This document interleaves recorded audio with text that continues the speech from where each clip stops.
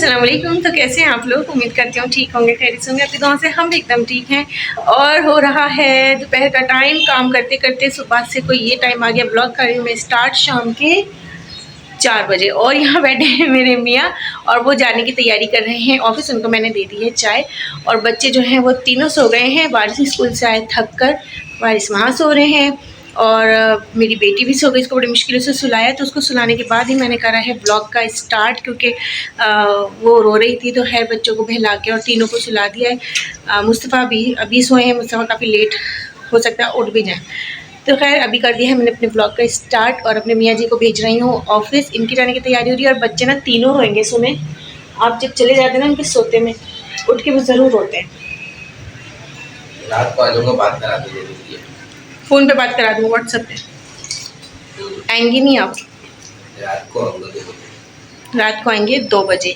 तो बस मैं डर यही रही हूँ इस वक्त बच्चों से, क्योंकि जब ये चले जाते हैं ना, बच्चों के सोते हुए अगर ये चले जाते हैं तो उठने के बाद उनका कोई दोनों का इतना मूड ख़राब हो जाता है, वारिस का भी और मुस्तफ़ा का भी। तो डर रही हूँ मैं इस चीज़ से। तो मैं उनसे यही कह रही थी कि रात को हो सके तो आ जाइएगा।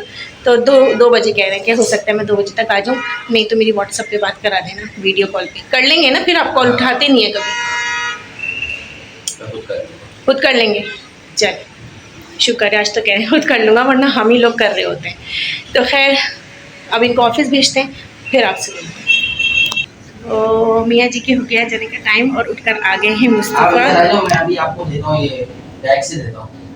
आ गए हैं उठकर। और शुक्र है अल्लाह का कि मुस्तफ़ा उठ गए हैं, क्योंकि मुस्तफ़ा ज़्यादा रोते हैं अगर अब्बा चले जाते हैं। और यहाँ चल रहा है प्यार, नहीं भाई नहीं है, यहाँ चल रहा है प्यार बाप बेटों का। और मैंने गिरा दी यहाँ पे चाय, ये देखिए मुझसे चाय गिर गई। अल्लाह हाफिज। तो फ्रेंड्स हो गए सारे घर के काम। हाय, कहाँ चले गए? हेलो, ये रहे। तो हो गए घर के सारे काम। और मेरे मियाँ कह के गए थे कि मैं आ जाऊँगा रात को 2 बजे लेके। फिर उनकी कॉल आई कि नहीं स्टाफ कम है, मैं नहीं आ सकता जी। तो अब नहीं आएंगे। तो बस आ जाओ बेटा। तो अकेले नहीं जाओ उस कमरे में। तो वहाँ पे ना क्या कहते हैं प्रॉब्लम हो गई उनको, तो खैर वो नहीं आ सकते। अच्छा, और मैंने बना ली मेरी चाय और हो गया सारा काम। मैंने लाइट सा कुछ पकाया और बस बच्चों को खिलाया और अपना काम किया फटाफट ख़त्म। तो मैं भी पढ़ रही थी अल्हम्दुलिल्लाह शरीफ। तो मैं आपको बताने लगी थी अभी यही कि अल्हम्दुलिल्लाह, ये जो सूरह फातिहा होती है ना, अल्हम्दुलिल्लाह रब्बिल आलमीन, वो वाली सूरह फातिहा की बात कर रही हूँ मैं। अभी इस पढ़ रही थी सूरह फातिहा। तो मैंने सोचा कि ना मैं आप लोगों के साथ भी शेयर करूँ, अपने चाहने वालों के साथ, अपने देखने वालों के साथ। एक बहुत ज़बरदस्त ये सूरह फातिहा होती है। इसमें हर तरह की शिफा होती है। यानी शिफा हम किसे कहते हैं? एक तो हम जब बीमार होते हैं, बीमारी से बाहर आते हैं, तो हम कहते हैं कि शिफा हासिल हुई है या शिफा हुई है। अच्छा, शिफा जो होती है ना, वो किसी भी किस्म की परेशानी, किसी भी किस्म की मुश्किल से जब हम बाहर निकलते हैं ना, तो उसको हम शिफा कहते हैं। चाहे वो कोई दुख हो, कोई बीमारी हो, या किसी किस्म के कोई मुश्किल में आप थी, अगर आप उससे बाहर आते हैं तो उसको हम शिफा कहते हैं बेसिकली। तो सूरह फातिहा में हर एक शिफा, इतनी शिफा है, हर एक मसले की शिफा है। यानी कोई भी मसला है अगर आपकी ज़िंदगी में, अल्लाह ना करे वैसे, अल्लाह ताला सबके घरों की जो भी मसले मसाइल हैं ख़त्म हो जाए। लेकिन ज़ाहिर है हर एक घर में कोई ना कोई बात होती है, कोई मुश्किल होती है। अल्लाह ताला अपने बंदों को अल्लाह ताला आज़माता भी है। तो बस मैं ये पढ़ती हूँ अक्सर, रोज़ ही पढ़ती हूँ। और अक्सर नमाज़ में भी इसका जो है वो करती हूँ एहतमाम पढ़ने का। तो मैंने सोचा कि ना मैं आप लोगों के साथ शेयर करूँ। अच्छा, ये ना बे औलादी के लिए भी होती है। मैंने इसको अगर आप 3 दिन, जुमेरात, जुम्मा, हफ्ता, 3 दिन 7 मरतबा आपको सूरह फातिहा पढ़नी है किसी भी नमाज के बाद।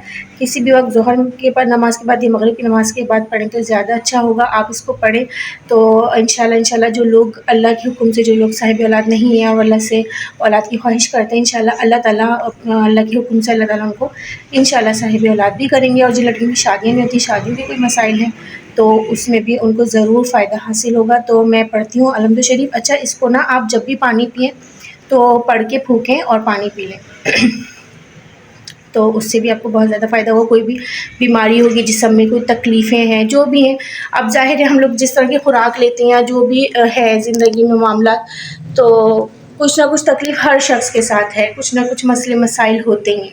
हर घर में मसाइल भी होते हैं। और हर शख्स आजकल थोड़ा सा एज होती है तो शुगर हो जाती है, कोई भी बीमारी हो जाती है, कुछ भी हो जाता है। तो कोई भी बीमारी आने से पहले अल्लाह ना करे कि बीमारी आए फिर हम कोई दवा करें या कोई करें, उससे पहले ही कुछ भी ना हो तब भी आप बस अलहम्द शरीफ पढ़ें और उसका पानी पिएँ, और तो उस पर अलहम्द शरीफ पढ़ के फूकें और पानी पी लें, तो आप हर तरह की बीमारियों से भी महफूज रहेंगे। कोई भी बीमारी नहीं होगी, या अगर होगी तो अल्लाह ताला उसको ज़रूर शिफा दे देंगे, सेहतयाब आपको कर देंगे।